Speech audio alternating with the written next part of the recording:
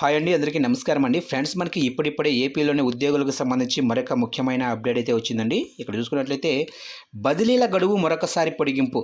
మంత్రులు మరింత సమయం అడగడమే పొడిగింపునకు కారణం.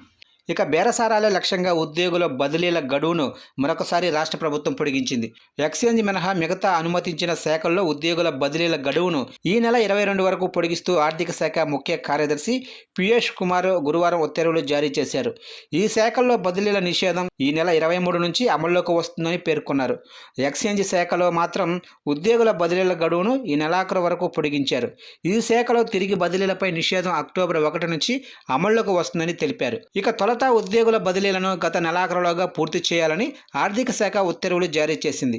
అయితే సమయం సరిపోలేదని, తమకు కావాల్సిన వారికి నచ్చిన చోట పోస్టింగులు ఇచ్చుకునేందుకే మరింత సమయం కావాలని మంత్రులు కోరడంతో బదిలీల గడువును ఈ నెల 15 వరకు పొడిగించారు. అయితే బదిలీలకు మరింత సమయం పొడిగించాలని మంత్రులు కోరడంతో ఇప్పుడు ఈ నెల 22 వరకు గడువు పెంచారు.